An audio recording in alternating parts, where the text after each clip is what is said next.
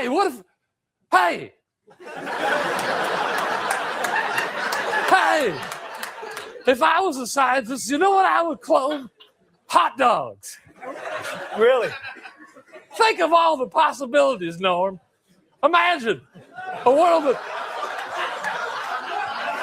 Hey, what's going on? Imagine... Hold on. Imagine a world with endless supply of hot dogs. You could have a hot dog anytime you wanted. Well, Harry, you could do that pretty much now. They'd be so abundant, they'd become our currency. 20 hot dogs would equal roughly a nickel, depending on the strength of the yen. I'm not quite sure, but you know what? I'm getting ahead of myself. Let's just keep praying that we can clone one of these hot dogs. You could never clone Harry Carey, although Will Ferrell certainly brought who Harry was to a whole new generation of audience. But this is a legend, and today, on Crafting the Call, we'll be tracing Harry Carey's path. I'm Jesse Goldberg-Strassler, voice of the Lansing Lugnuts.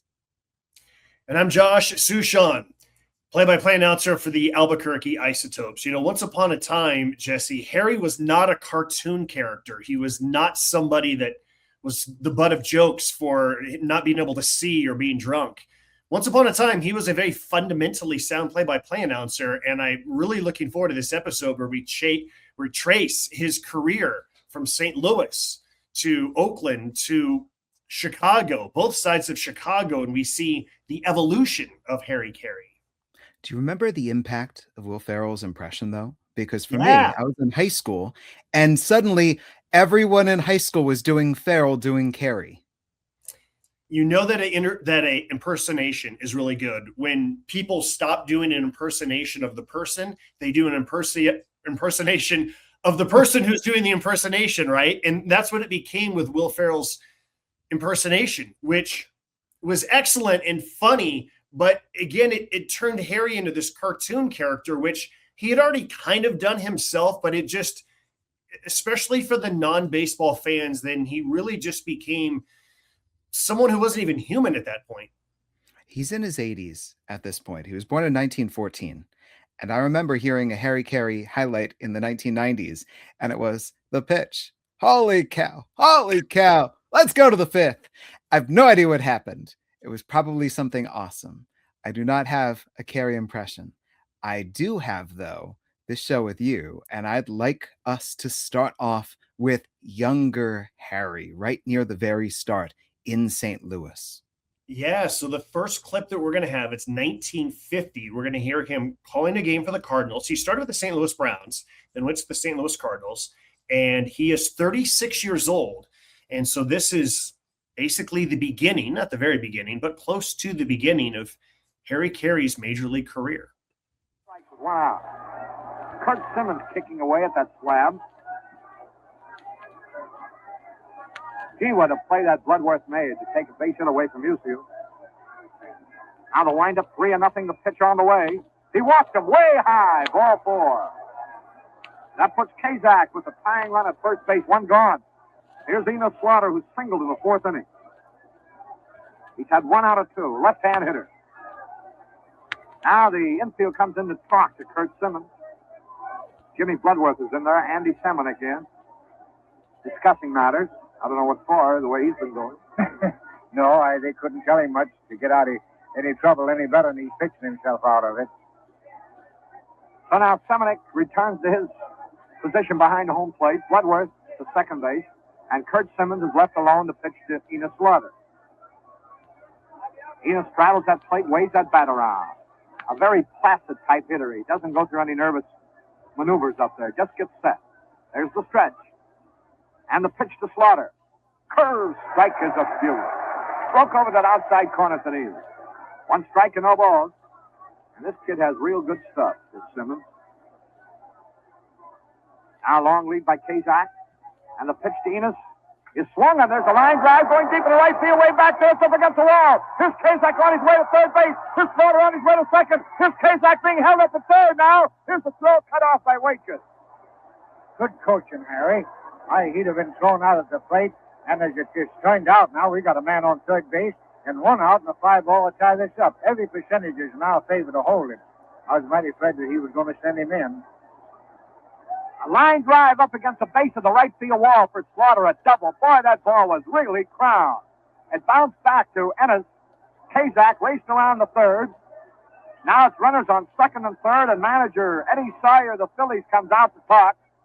And Johnny Lindell is going to be the hitter. He fanned his last time up. What do you think of a young Harry Carey? Well, just to set a little bit of the background, the broadcast partner Gabby Street had been Walter Johnson's catcher, had caught a ball dropped off the Washington Monument. Gabby Street was 32 years older than Harry. So Harry is 36 and Gabby Street is 68. And what a great combination, right? You've got the old ball player and you can feel him loving it, but Harry's great energy and Gabby's baseball knowledge and know-how. I could envision the same partnership between young, excitable broadcaster and the old pro who's been around the game for decades and decades to come. But it is Harry's excitement, Josh, that immediately jumps out is just how excitable he is, how much energy he's bringing to this broadcast, in contrast to a lot of the broadcasters of the day where things are very professional and buttoned up. He talks extremely fast, especially for those of us who grew up listening to him when he's in his 60s, 70s, 80s, and how slow his voice was. He talks extremely fast. It's also, like those movies where it's like a gangster movie, oh yeah, and the way they talk, and he has kind of like that type of cadence. This is very much what I imagine everybody talked like in 1950. I know they didn't, but in my brain, I think, oh yeah, it's just a really fast talking. But you're right, the excitement, even just how he says curve, the way that he describes the way that Enos Slaughter stands in the batter's box. I think a lot of the things that he says are things that you had to say back then because we didn't have computers in front of us. We didn't have all of these various notes and different details. You had to simply describe what you saw, and you have an audience where there's no TV in 1950, right? Not the way that we think of now. So, he's calling the game the way you have to in 1950. I would like to read from his autobiography, Holy Cow, written with Bob Verdi, because I think that this matters and applies additional context. He said, I was probably more nervous than I cared to admit, or at least more wound up, more hyperactive. I was always dead tired after broadcasting a game, and the reason was I always put so much into it.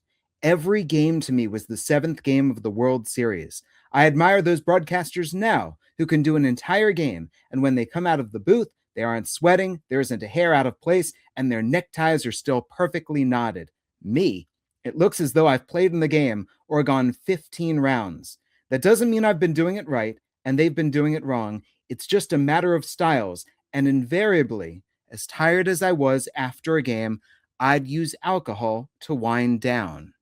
So alcohol is very much a big part of the Harry Carey story, and we'll get more into that. But the energy that he used over the course of a game, you can imagine when a guy is calling a game like this, just how exhausted he is afterward. And this is Harry, relatively young, in his mid-30s, and he's bringing it on every single pitch. I'm curious, Jesse, when you first started broadcasting baseball, compare and contrast then to now for how dead tired you were at the end of a game the way that Harry just described. Yes. The first reaction I had to baseball was the game is faster than me. Mm-hmm. So then my second reaction is I need to speed up to match the game.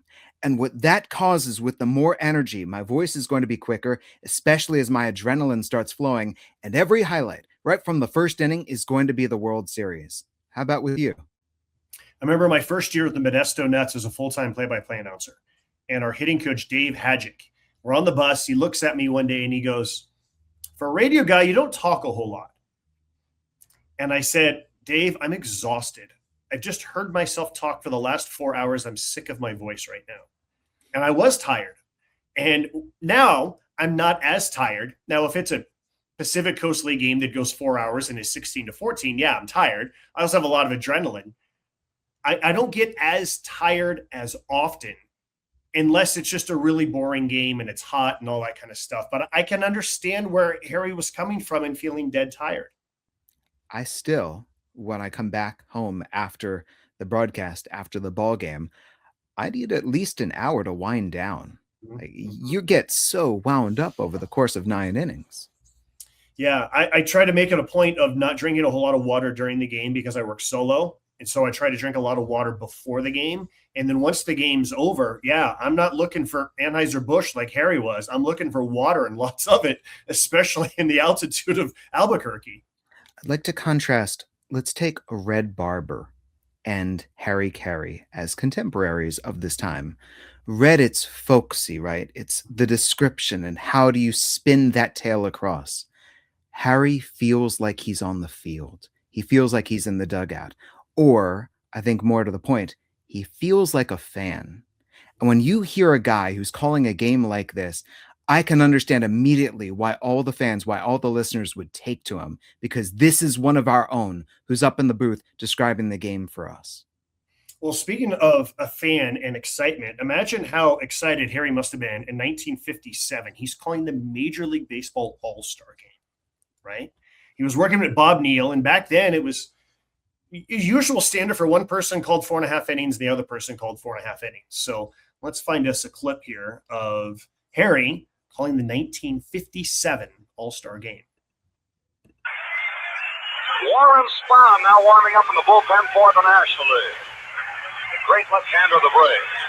The infield, of course, plays back to the double play. Bell at the plate. There's the stretch by Early Wynn. Now the pitch on the way. Swung, and he missed the curveball. Boys, he had a home run cut at that one. Gus Bell, this is his 4th All-Star game. He's hit 205 times at bat. Left-handed hitter with power.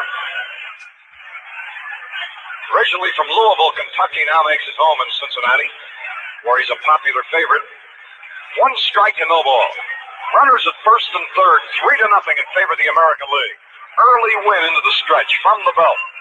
The pitch to the left-handed batter is on the way. It's outside, and the count evens up. 1 ball and 1 strike. 1 out. Runners at first and third were in the bottom of the 7th inning. Bob Sheffing, manager of the Cubs, coaching at first. Bobby Bragan, manager of the Pirates, coaching at third. The outfield plays Bell to pull that ball. Now Early Win, a very deliberate worker. Goes into the stretch. Hesitates the belt. And the pitch now to Gus Bell. Here it is. Swung, and he missed a shot-breaking curveball or knuckler. Something that dipped down quickly. Casey Stengel came out to the top step of the American League dugout. Pointed and shouted some observation to his infield. 2 strikes on the ball. Gus Bell. The National League has had 1 previous good chance. This is the only other one, as the American League pitching has been invincible to this point. 2 strikes on the ball. The stretch. Now the pitch. High outside fastball. Wynn is moving the ball around on Bell. Goes outside and brings the curveball inside. Both pitches that he's missed are fouled on this 2-2 sequence have been curveballs right in on the handle. 2 balls and 2 strikes. The breeze blows out to right. That could be an important factor with a left-handed batter. Now Early Wynn is ready. 2 balls, 2 strikes. He's the tying run at the plate. There's the delivery. Swung, pop foul back, out of play. Into the upper deck. Bright sunshine here in St. Louis. It's a beautiful baseball day. Didn't look like it would be earlier. But the weatherman proved that he loves the All-Star game and baseball also. And he's out in his fullest glory at the moment. 2 balls, 2 strikes, 2 on, 1 out. The American League leading 3-0. Gus Bell waits. Early Win. From the belt. The 2-2 pitch. Very deliberate. Here it is on the way. Swung. Pop foul back, out of play. And the count still even up at 2-2. This perhaps is the tensest moment of this ball game. as the American League's 3-0 lead may be in jeopardy. Gus Bell at the plate. Bill Skowron plays halfway at first base, taking the defense, not holding the runner on at first, so be in position to feel any ball hit down that way. 2 balls, 2 strikes. Bailey takes advantage of that position by taking a longer lead. Now from the belt. The pitcher on the way. Swung and he fouled it back, and that's the best cut he's had. He really had a good riffle that time. Billy Pierce and Don Mossy are down in the bullpen for the American League. And Warren Spahn for the National League. Spahn of the Braves, Mossy of the Indians, and Billy Pierce, of course, the darling of the White Sox. 2 balls, 2 strikes. Early Wynn gets set. Infield talks it up the old pepper. Now the pitch to Bell. Very deliberate. Here it is, on the way. Swung, a drive deep to left field, way back. 1 run at the end, it's a base hit, extra bases. Here's the second man going to try to score. He'll make it. Here's Bell pulling up at second base with a double.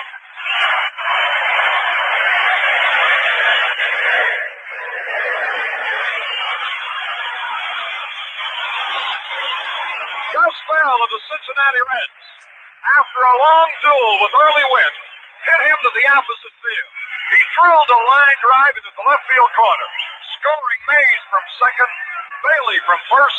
Now it's a 3-2 ball game, and a roar of excitement has gone through this big crowd. Here's Casey Stengel, the great manager of the Yankees and of the American League now, coming out to talk to Yogi Berra. An early win.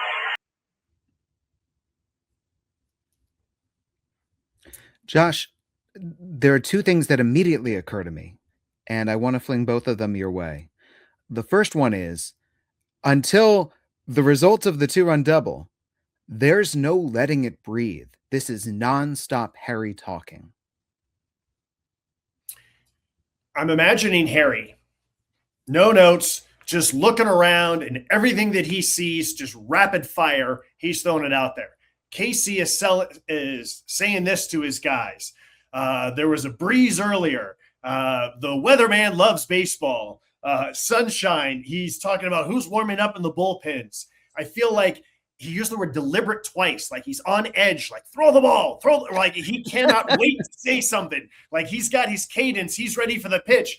He's deliberate. But yes, just frenetic energy. I almost felt I can understand how dead tired he would be broadcasting this way day after day. Yes. This is sprinting in 9 innings. And I felt the same thing. He is impatient with early Wynn. Friggin' throw the ball already, man.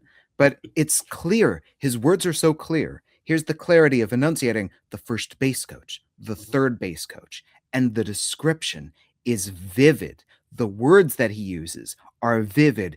And baseball, the infield talking up the pepper, the darling of it's just beautiful language that puts you right there. And now let's go into the bullpens. And now let's go into how the crowd is feeling. I did not think that the highlight call was a very good call.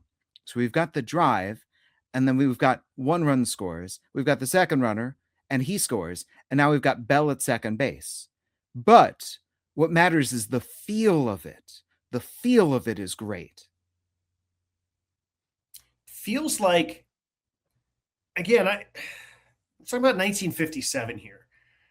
And I don't want to underestimate the knowledge, the education of baseball fans in 1957.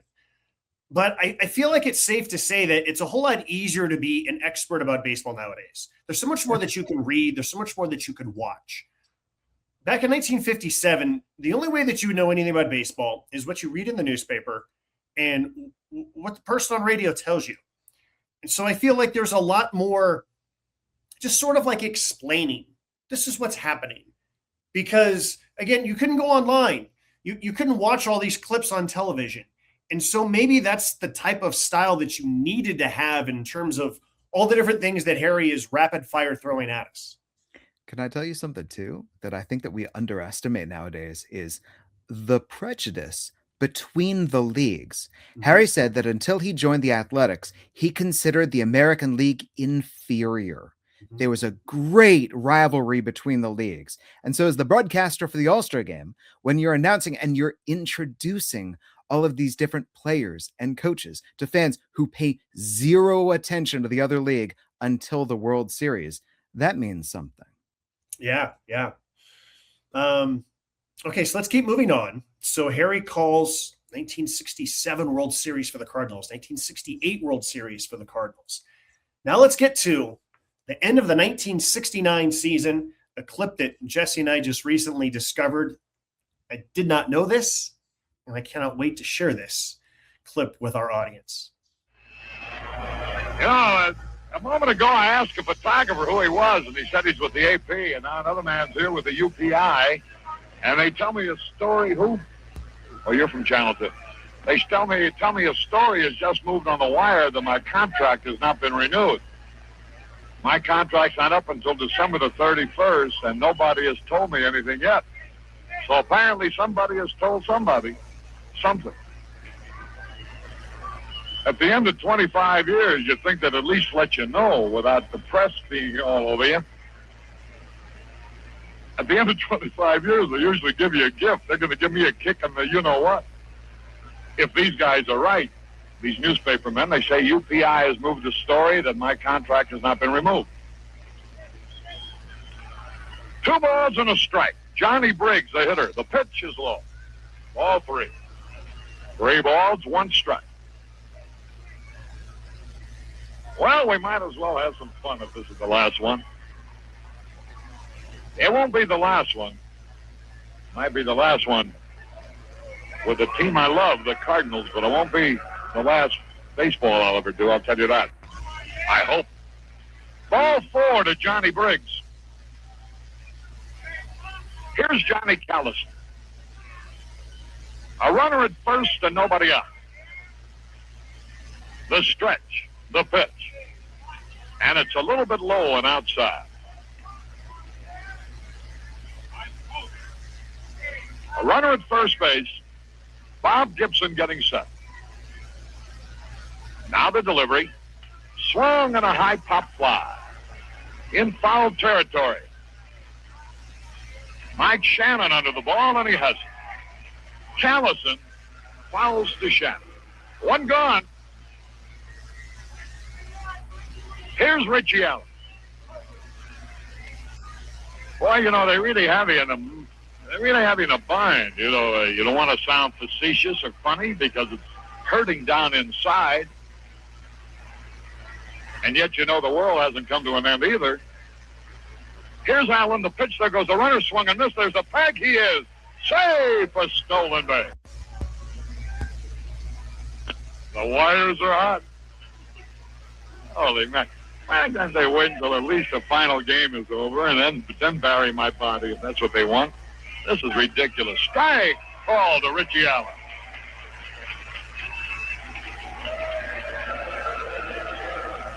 Darren Johnson now steps up. Well, let's see. The Globe Democrat has had me fired. The Post-Dispatch has had me fired. The UPI now has a story I have been fired.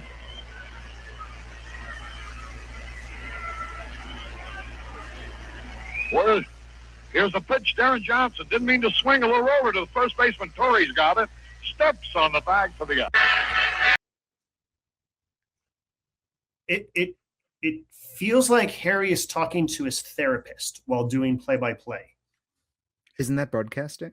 Mm-hmm. A little bit of play-by-play broadcasting is therapy. But look, Brockmire tried to get at this. It's a scripted fictional show, and this is wild.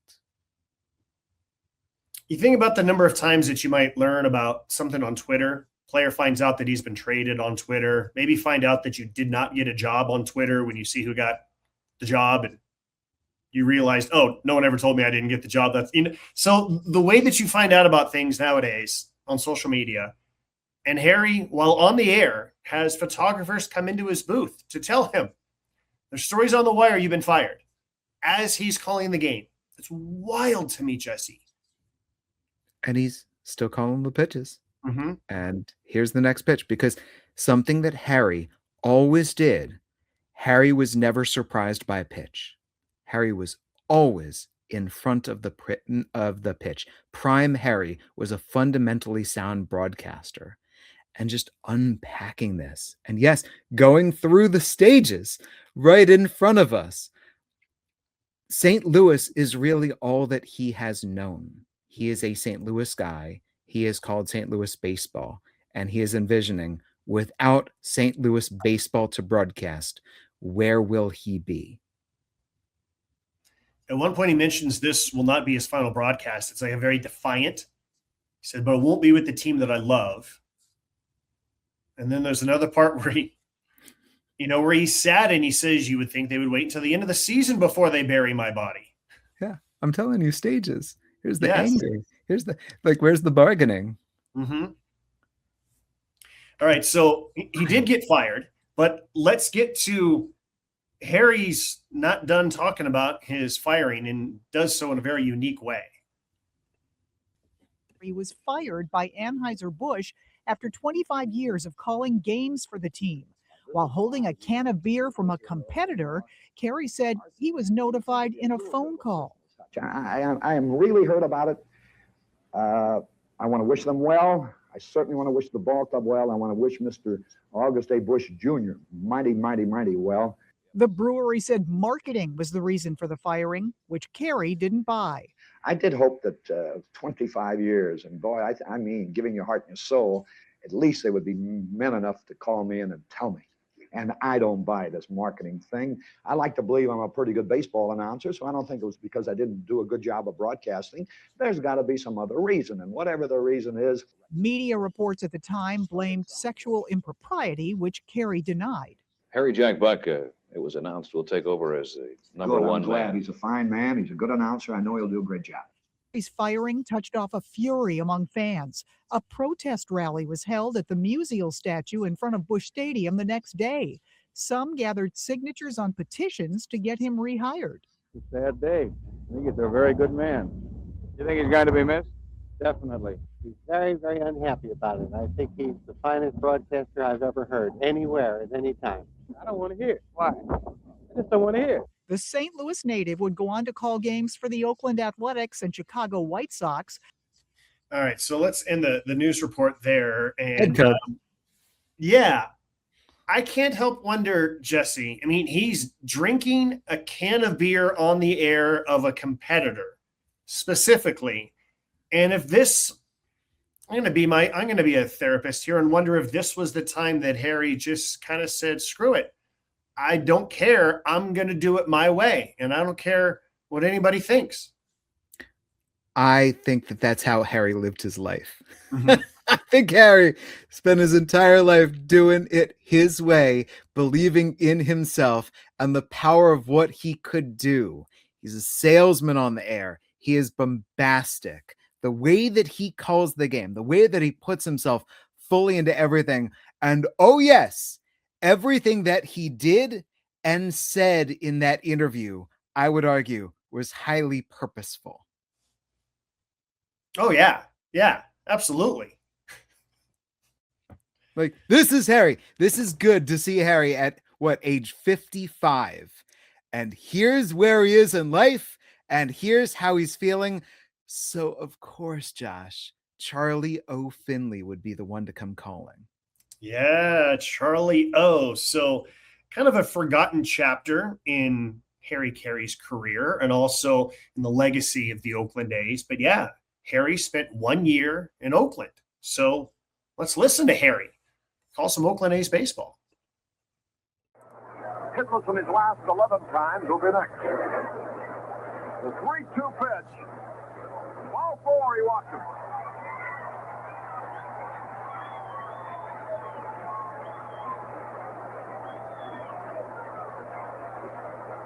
Here's Philippe Malou with Reggie Jackson next.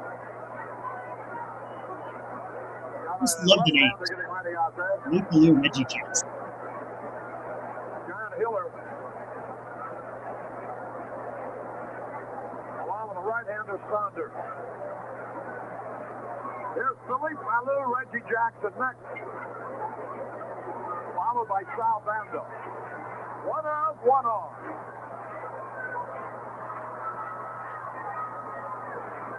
Joe Negro getting ready. Billy Fellow has been an easy out 3 times in a row. Now the stretch. And the throw to first to runner back. Campaneris, who has stolen 11 bases. His team, though, is 3 runs behind. Now the stretch. The delivery. Right call, the fastball. 1 strike, no more. Reggie Jackson will be next.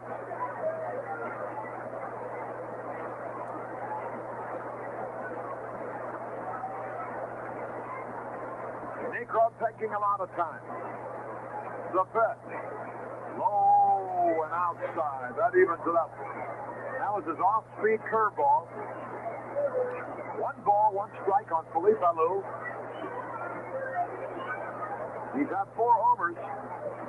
27 runs out of it. Hitting .333. 1 ball, 1 strike. Now the pitch. Ball too low. There goes Campaneris with 3-hand. Kicks the ball. See what they're going to call it. A wild pitch, George. The Negro. So that takes away the double play possibility on a ground ball.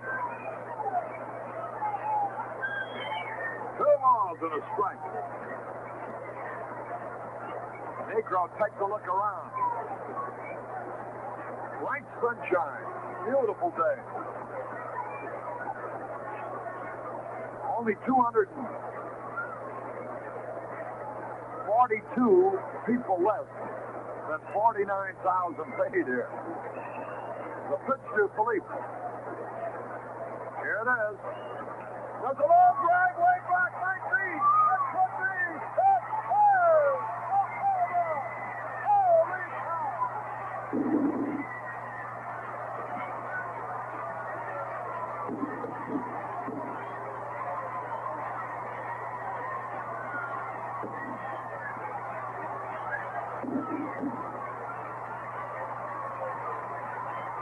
And that makes it 5-4. And here comes Mayo Smith. That may be all for Joe Negro.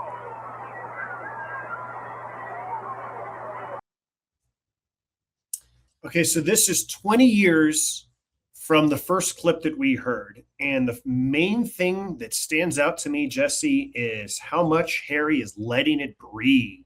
Yes, yes. I want to put you on the spot. Are you ready? Mm-hmm. This is 1970. And Harry doesn't move to Oakland. And in fact, after this year, he goes right back to the Midwest and he joins the Chicago White Sox. There's a little bit of a trade. Bob Elson replaces him with the A's.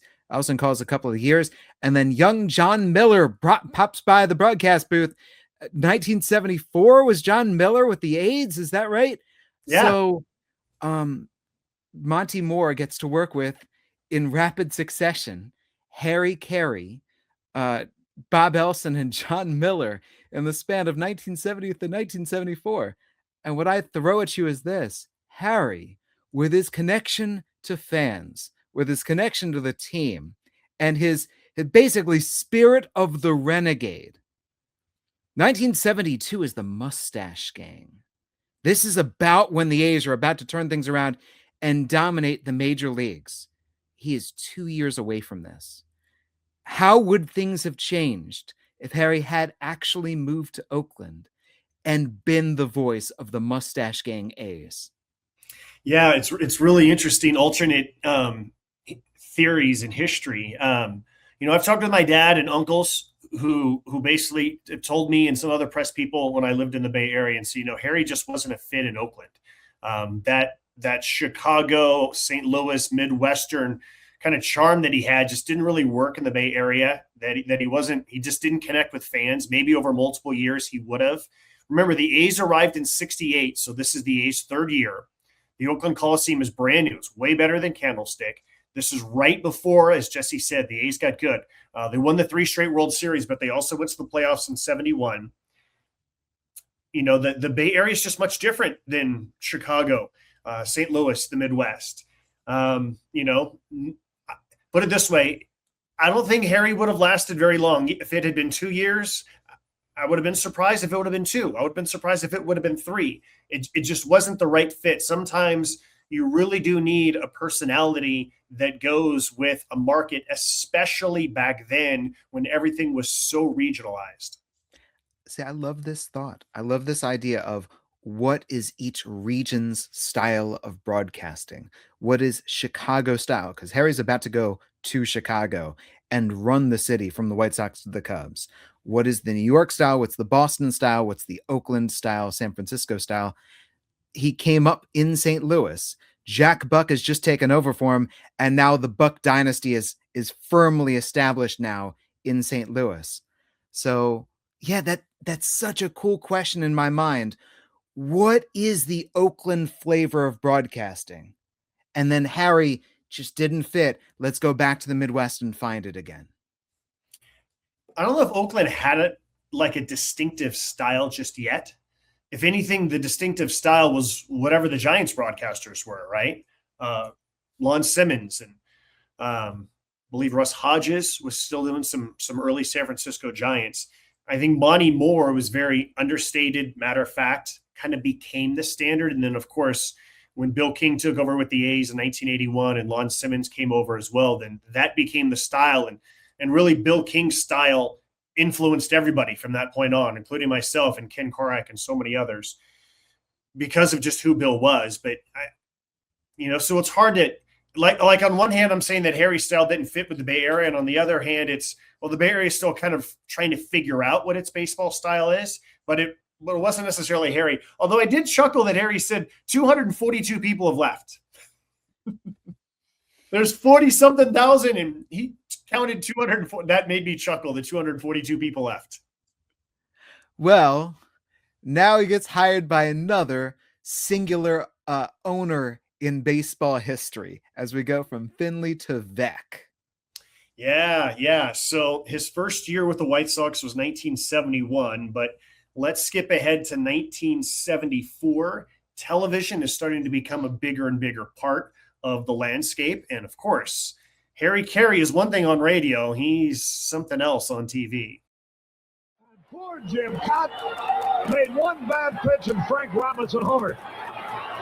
And what a game he pitched also.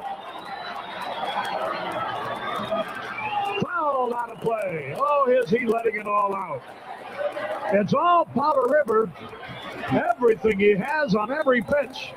He pitched 2 no-hitters last year. He's shooting for his 3rd. That would be a record in the American League, I think. Koufax got 4. Low outside. A ball and a strike. 13 strikeouts. 1 out on the bottom of the 9th. 1-0 in favor of the Angels.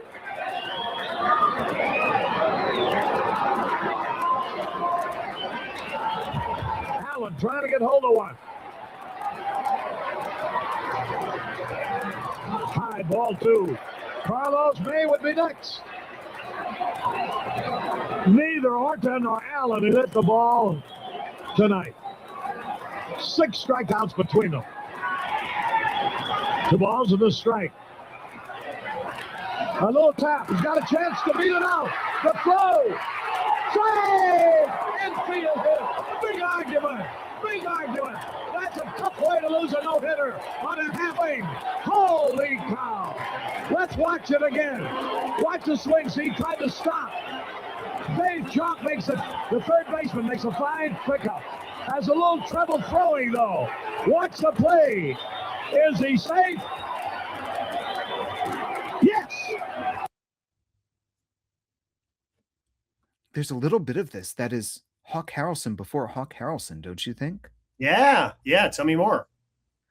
Well, that just whole, we've got a fan in the booth who's feeling it, who is truly emoting with the picture. Like, this is the guy who's going to be the voice of your team. It's Hawks White Sox before Hawks White Sox, because Hawk is in the major leagues as a player at that moment. And just everything is raw. What we heard from Harry early on, it's so funny. You've got young Harry, where it's just calling the game full speed. And then you've got a little bit later Harry, when he's really paying attention to his voice and he's listening to his voice and loving the sound. And now you've got Harry just feeling it and just going. And it's pure and raw. And it just strikes me as this is a very different TV baseball broadcast than anyone has watched before. It's weird watching this clip because, number one, the Chicago White Sox have normal uniforms. They don't have anything crazy yet. Number two, it's the one of the years, maybe the only year where they had artificial turf for the infield and then they had natural grass for the outfield. So when I first saw this clip, I'm thinking, wait, where is this game taking place? I don't recognize any of this.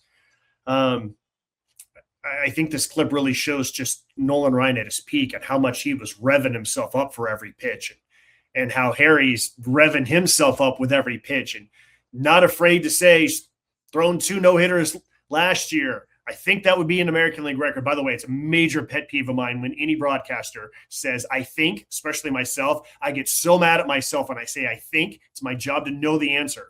So don't say I think. If you don't know, either don't say it or say it confidently enough, but just don't use the phrase I think. That drives me crazy when broadcasters say I think. Wait, let's stay on that because it's true. Harry's just reeling it off. We listened to the All-Star game where it's just Harry going, there's the third base coach. There's the first base coach. Oh, let's see what's going on in the bullpen. This is Harry going stream of consciousness. Yeah. Okay, so that's 1974. So, Josh, let me correct something that I said. Okay. I said Charlie O'Finley to Vec.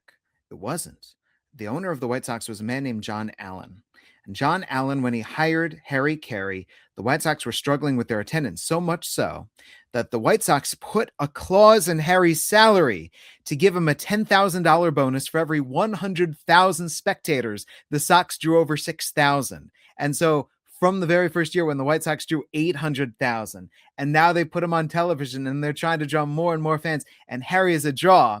John Allen gets sick of him, though, because Harry Carey don't care. He's criticizing anything he wants to about the White Sox, like Bill Melton, the third baseman who couldn't field, but he could hit. And Chuck Tanner, the manager, didn't like that at all. So it ends 1975, and John Allen's ready to fire him, and the fans revolt. And that is when the team is sold to Vec, and that's when things get a little bit more stable for Harry. Okay, back to you. It is interesting in that news clip that it was marketing why Harry lost a job with the Cardinals, and Harry didn't buy it. And then we hear sexual impropriety, right? So marketing very much becomes a big part of who Harry is. He is marketing himself. He is marketing the team. He is marketing whatever beer is the sponsor of the team. It is all about marketing because he's making money the more that he sells everything. Well, and I would argue for another broadcaster, you've just got the cold read. Fans, if you're looking for that great taste in cigars, but Harry, when he is promoting things, he is saying, listen, this is my brand. You should do what I do. It's different. Mm-hmm. Yeah, it's very different. Okay, so speaking of a different broadcast, we're about to hear one of the wildest opens to a broadcast you will ever hear in your life, going back to 1981. Hello again, everybody. Harry Carey and Jimmy Pearsall from Comiskey Park, where the White Sox will be trying to sweep the series from the New York Yankees. This is Eddie Einhorn, one of the main owners. I'm the president of the Chicago White Sox. Eddie, the question on everybody's mind, how about the strike? Will there be one?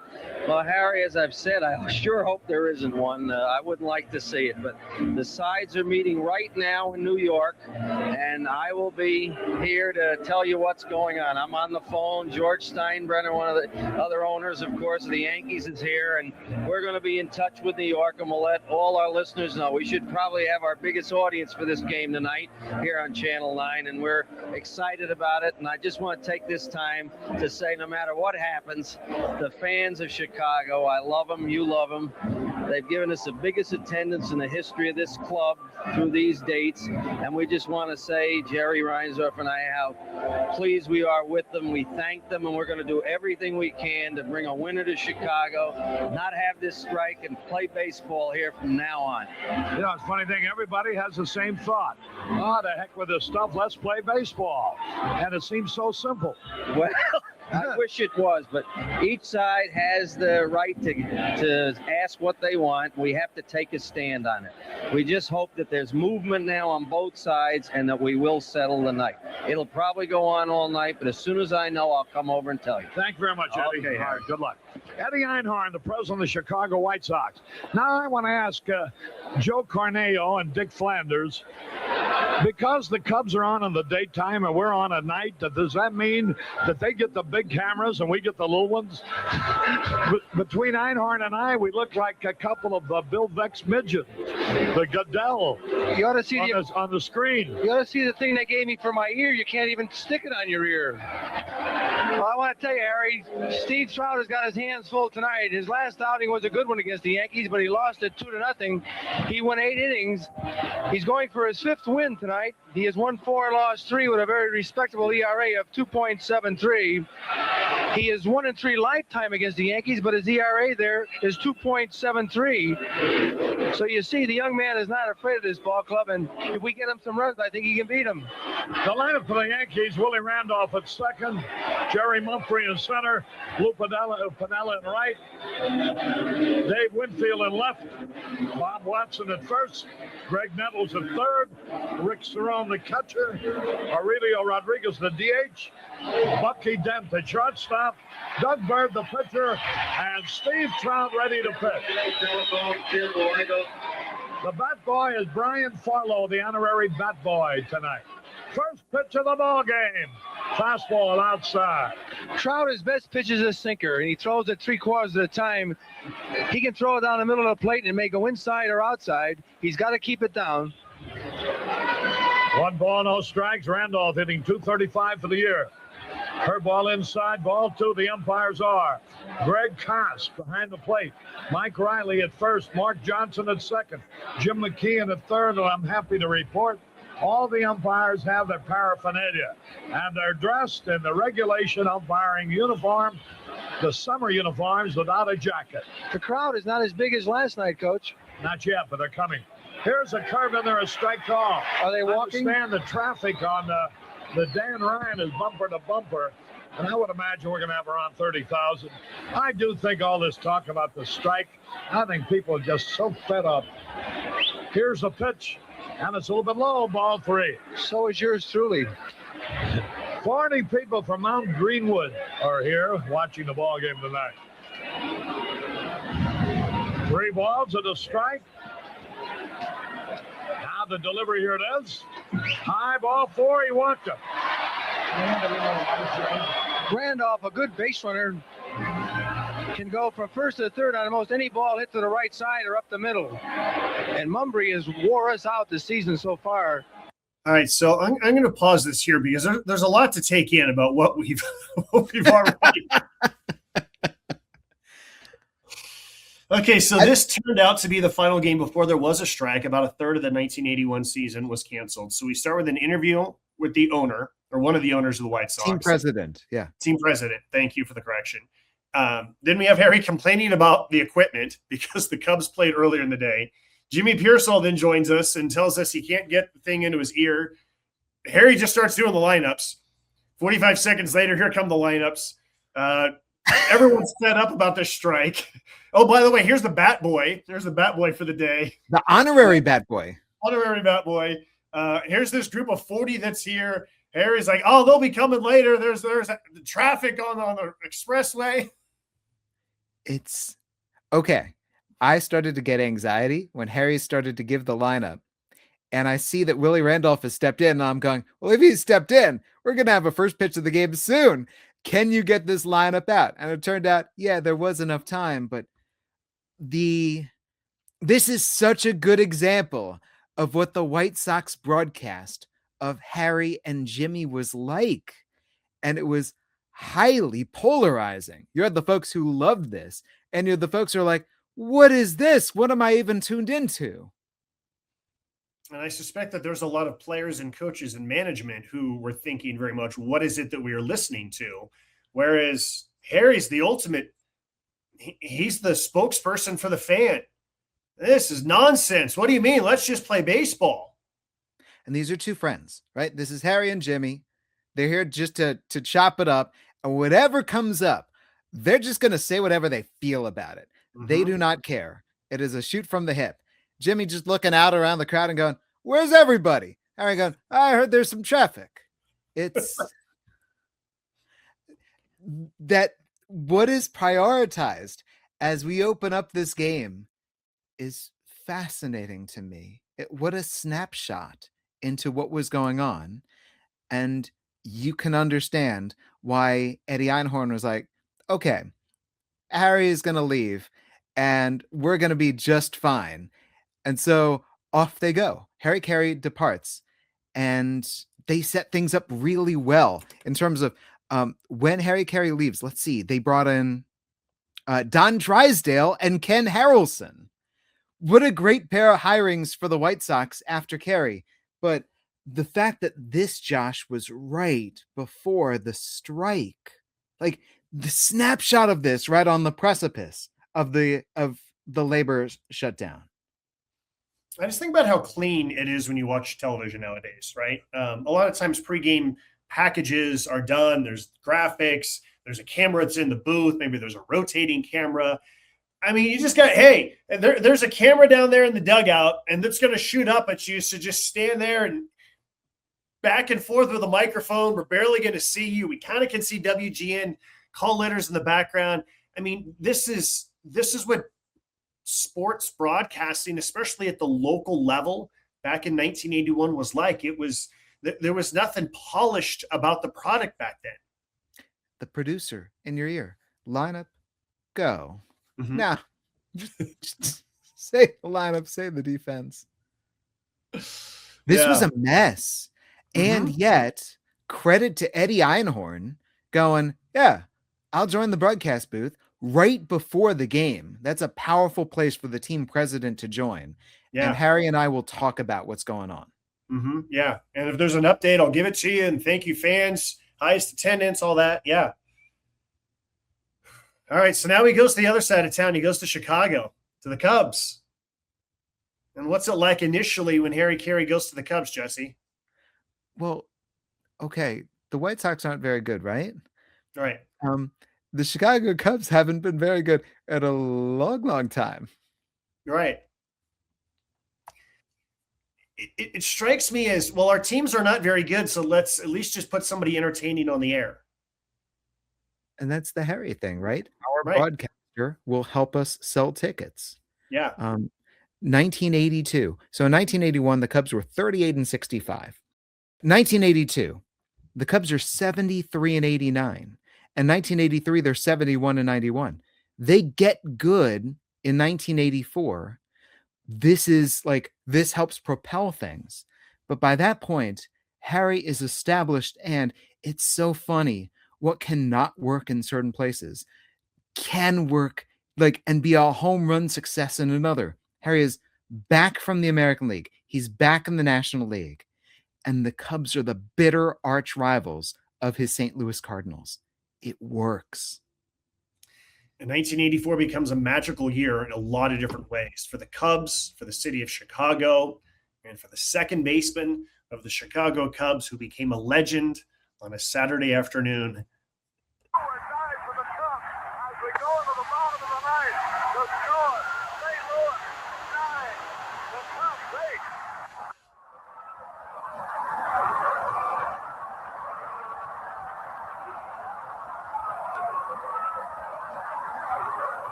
Caray back at Wrigley Field. Here's Ryne Sandberg to lead it off. First pitch low, ball one. Boy, the ovation the crowd gave the Cubs as they trotted into the dugout. the end of the top half of the inning was something to hear. Here's the pitch. Strike call, and the crowd evens up with a ball and a strike. That was a high strike, and Sandberg can't believe it. He is talking to Doug Harvey. He thought the pitch was high. No ball and a strike. Sandberg hitting .327 now. The pitch. There it goes! Way back! It might be! It could be! It is! Holy cow! The game is tied! The game is tied! Ryne Sandberg did it! Listen to the crowd!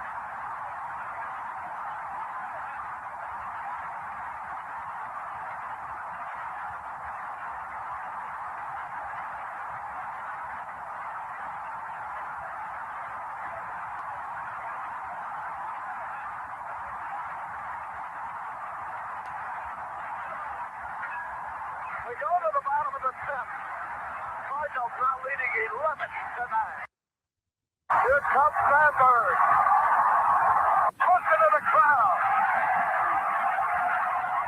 And I was just thinking here of the difference between a one-run lead with the Cards have and a two-run lead that they are enjoying.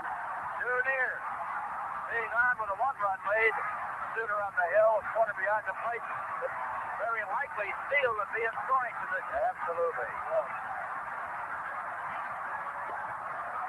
Well, that's where age sometimes hurts you. Quick reflexes on slow balls. First pitch to Sandberg is low, ball one. One ball, no strikes, two out, a runner at first. 11-9 in favor of the Cardinals. The pitch. Strike on the outside corner. They give Sandberg the entire right field section. Now to stretch the pitch. Hey! Oh, way back! Might be out of here! He's in it! He's in it again! Oh, it's tied! The game is tied! Holy cow! Oh, a bad hit!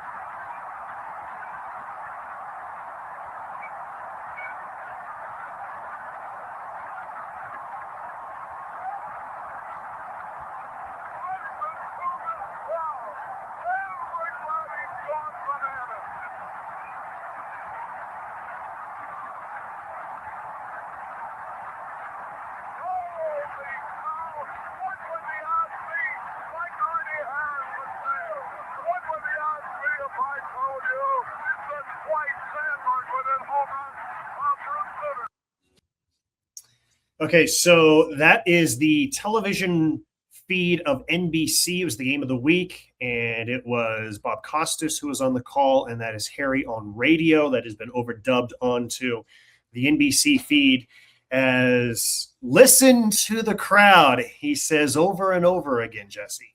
It's June 23rd, 1984. It's a lovely Saturday afternoon, and the Cubs go down 7-1 to the hated rivals. And then when it comes time to try to sew things up, the score is now 9-8 in the bottom of the ninth inning, and Bruce Sutter takes over. He's the best closer, I would argue, Josh, in baseball. He's going to lead the major leagues in saves. He posts at season's end a 1.54 ERA. He is on his way to Cooperstown, and this is the best season of his Hall of Fame career. And Ryne Sandberg leads off the bottom of the ninth inning with a game-tying homer, and now we're going to extras. And then the Cardinals score 2 runs in the top of the 10th. And Sutter stays on the mound. Now close it out in the bottom of the 10th inning. And Sandberg gets him again. 2-run game-tying homer. The Cubs go on to win in 11 innings. This is such a magical moment. This is the Sandberg game, en route to Sandberg becoming the National League most valuable player. And the first thing that stands out to me about this is something that hurts me as a broadcaster. When the crowd and the audio mix starts to drown me out, how do I get my voice above that? Well, this audio is mixed so hot that it's almost a little difficult to hear Harry, right? That audio is right on top of him. His voice is not clear above it, and yet he's got the sort of timbre. There's some quality of his voice that you can make him out among everybody's hooting and hollering? I think that this was a game that, from a national TV perspective, really just showed this is what it means to go to a game at Wrigley Field, right? Everyone's shirtless, right? All the dudes are shirtless, right? It's a party at Wrigley Field, right? The place is packed. It's sunshine. It's the summertime. It's when Ryne Sandberg became a national star. Your analysis, though, of the audio was interesting because nowadays we use these headphones, right? So the microphone is right here. So we don't have to scream. Microphone is right here. Harry used a lot of these, but it'd be a lot further away from him, right? And so you've got his voice. You've got a microphone that might be, somewhere over here. You've got all this 45,000 fans who are screaming. You've got his analyst who's screaming as well. For the second home run, you can't hear a thing. Right? You just know that something exciting is happening. You have no idea what's happening. So Harry just says, the game is tied. The game is tied. And then you finally know what happened. This is wild. I think this is why it worked. It's just the enthusiasm everywhere. The broadcast was part of the experience. Yeah. And I think that especially by 1984, it's Harry's third year with the Cubs, and especially with the Cubs going to the playoffs, they would lose to the Padres in heartbreaking fashion and not go to the World Series. But this is when Harry was truly the Cubs, right? And that's when, David Letterman was popular with his top 10 list. I remember going to Wrigley Field, and there was these T-shirts that they would sell. And it was the back said the top 10 lies heard annually at Wrigley Field. And one of them was always, Harry is not drunk. And the top 10 would change a little bit year to year. I remember buying a shirt, and one of them said, Dunston just needs a few years to develop. And another was like, the Tribune Company cares about the fans, but always one of them was, Harry is not drunk.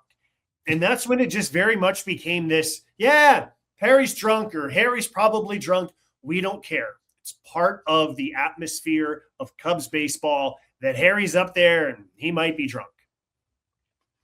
Harry said, I'd have a few Budweisers at the ballpark during the day.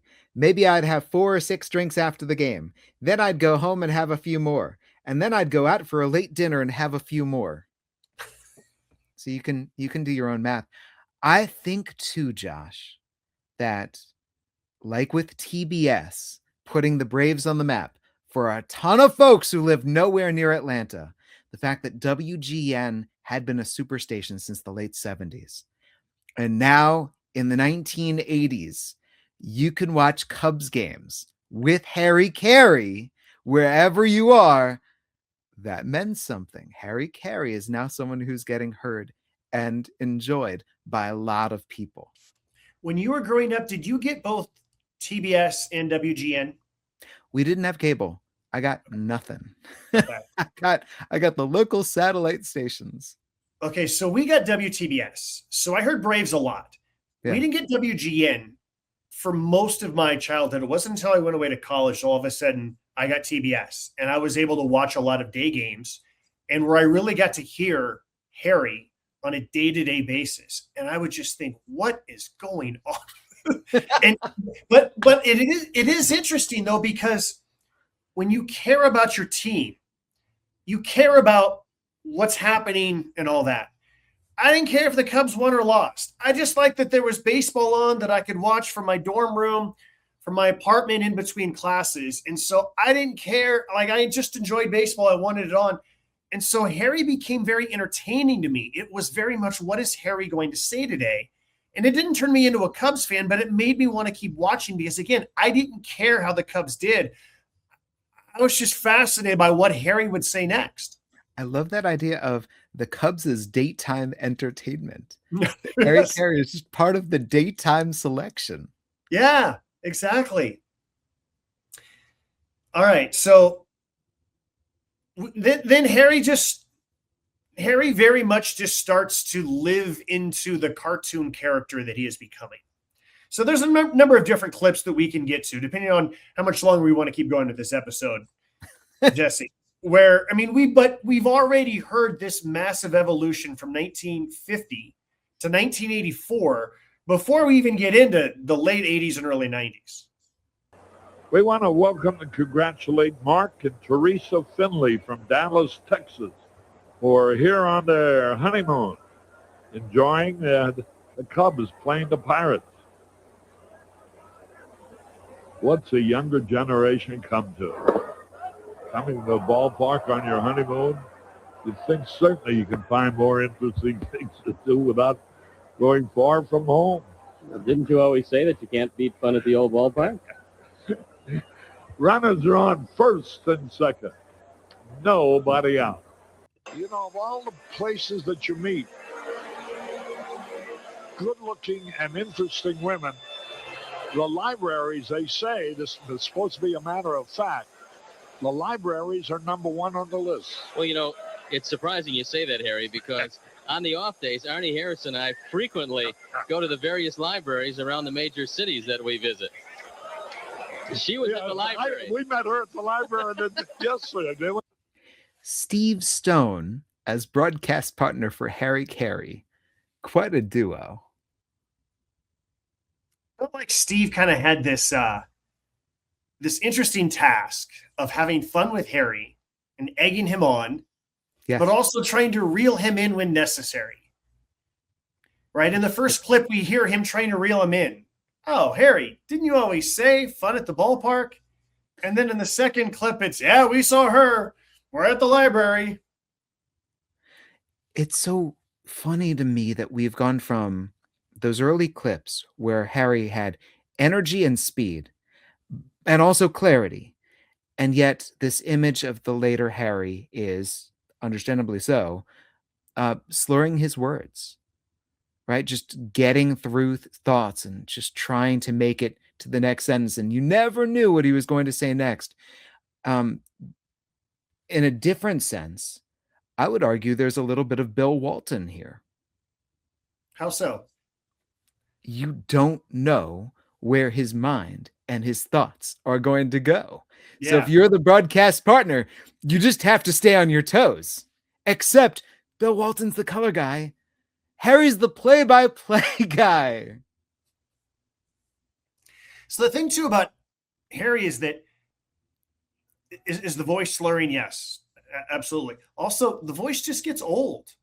You just don't have the ability, even if you did not spend your entire life drinking as much as Harry has described drinking in his book. It's just hard to get the words out that fast when you get to that age. And it's almost like you can sense in some of the clips where Harry's trying to, oh yeah, that's right, I got a game to call. And then also is just bored with the game and knows that people are tuning in for him to just say whatever. Well, and here's the obvious thing too, that he had a heart attack in 1987 that really affected him. And so the Cubs brought in their celebrities for each game. They'd bring in Bob Costas, they'd bring in George Will, they'd bring in Bill Murray, and they'd be Harry Carey for that day until Harry had recovered and was ready to return to the booth. So now let's go to 1988. It is the day that some thought would never happen. And that is the day that there was lights at Wrigley Field. And Harry is back in the booth. And who's going to join him but none other than Bill Murray. Hello again, everybody. Harry Carey at Wrigley Field on this noteworthy night indeed. 8/8/88. That's the date. And this bunch for you, Bill Murray. Dying under these lights until you handed me this thing. It's such a pleasure to see you, especially on a noteworthy event like this one. Well, I don't know how I feel about night baseball. It's great in the minor leagues, but it's someplace else to go in town besides your restaurant, which is a good thing.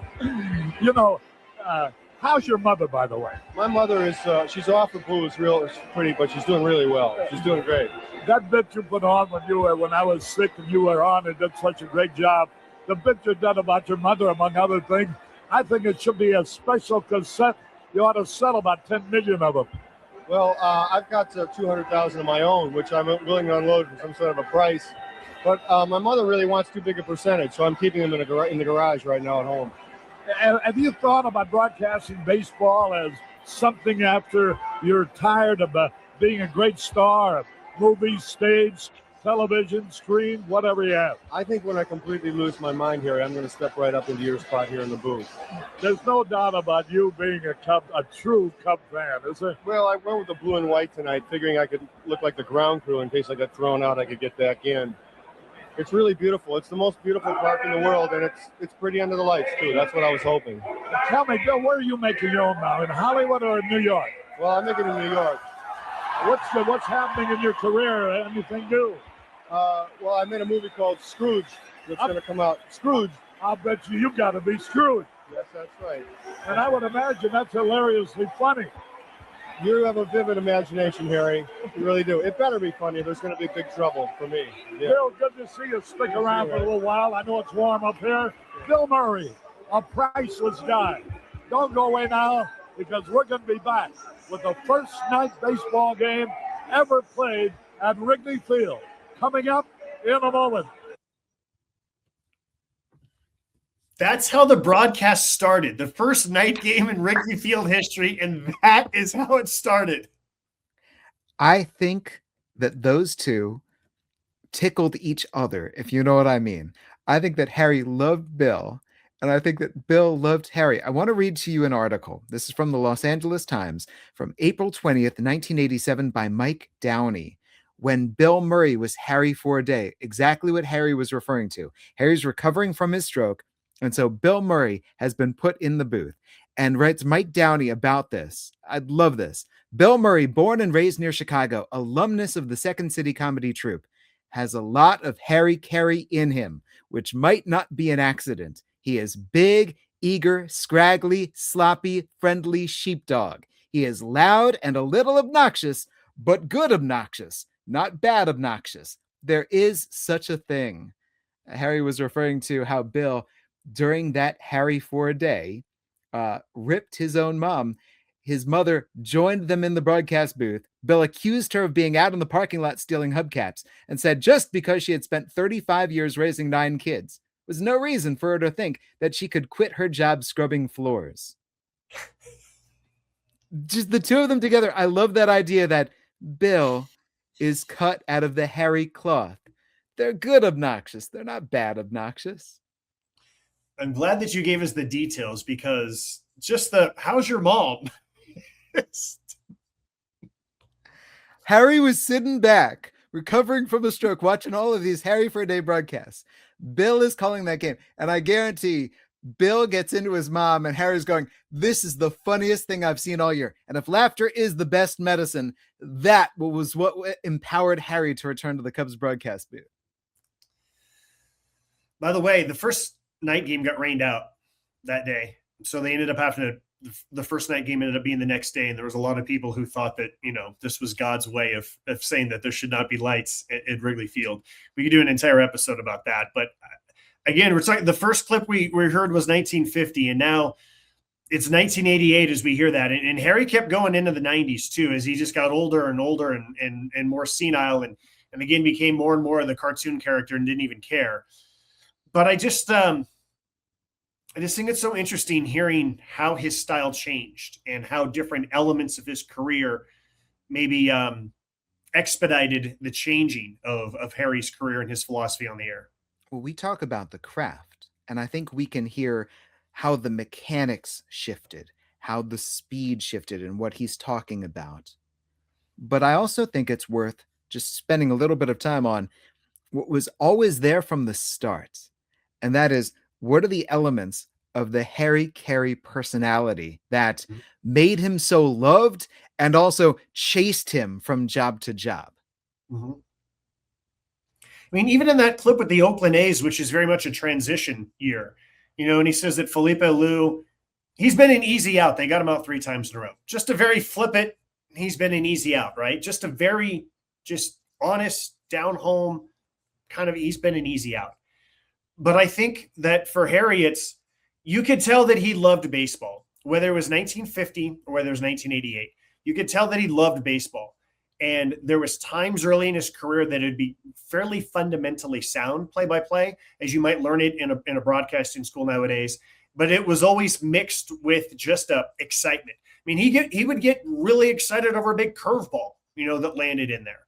And then not to mention, if there actually is something to, a hit in a game or something like that. I do think it's interesting that out of all of the clips that you hear of Harry, overwhelmingly what he's most known for is not the big moments. Like even the Ryne Sandberg game, it's not necessarily that his call was so amazing. It's just, this was Harry getting excited. It's more about just, I think he fit his era, and that nowadays it's all about your call of something that ends up on Twitter in this highlight, right? That is going to be used on these various different platforms. And the Harry Carey experience was 2.5 hours of just nonstop whatever's on his mind. Well, remember which famous broadcaster he had such a great influence on? Dave Niehaus. Mm-hmm. The joy of calling the game. We've got Marty Brenneman, who can be just as irascible as Harry and criticize things just as much and let his opinions heard. But there's not that same kind of joy from Marty.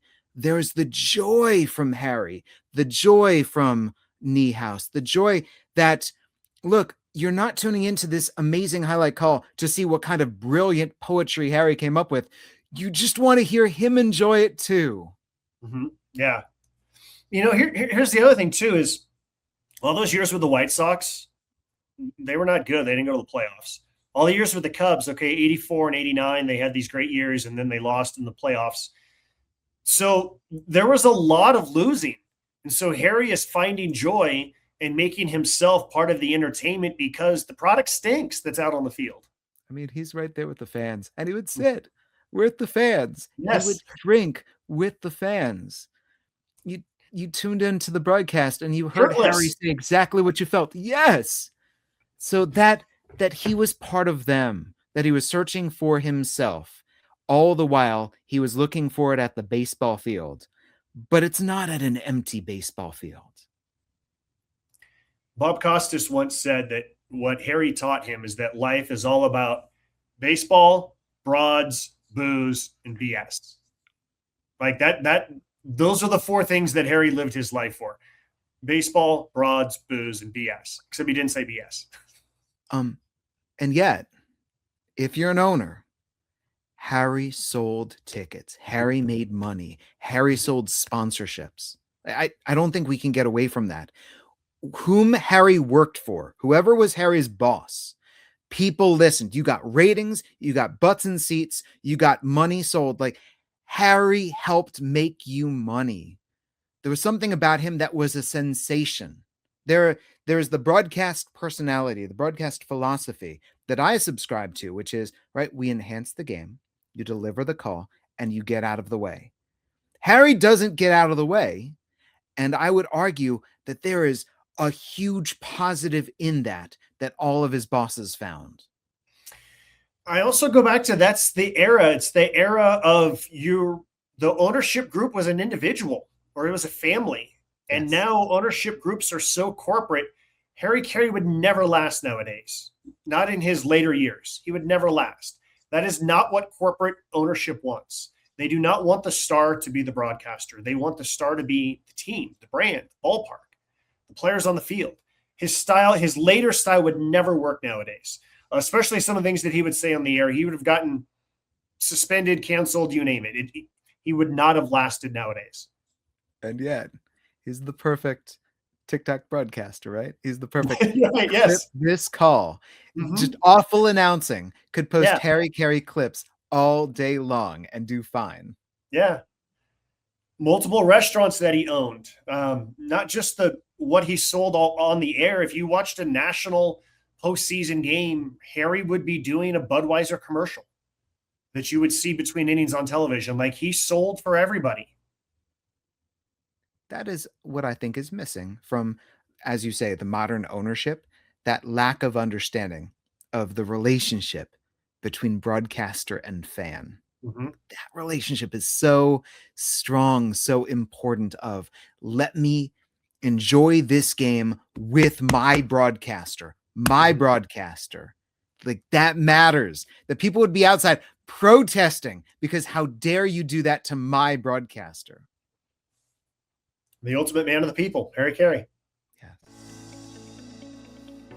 Well, Josh, from Will Ferrell, and like Murray. always fun, but wow, what a wild ride. Yeah, fascinating. I'm glad that we did this episode. It's so illuminating of it's how Harry Carey became Harry Carey. If you were a hot dog, would you eat yourself? What was it? A dozen is worth a nickel? For Josh Suchon, voice of the Albuquerque Isotopes, I'm Jesse Goldberg-Strassler, voice of the Lansing Lugnuts. Josh, give me a good holy cow. Holy cow! And this has been Crafting the Call.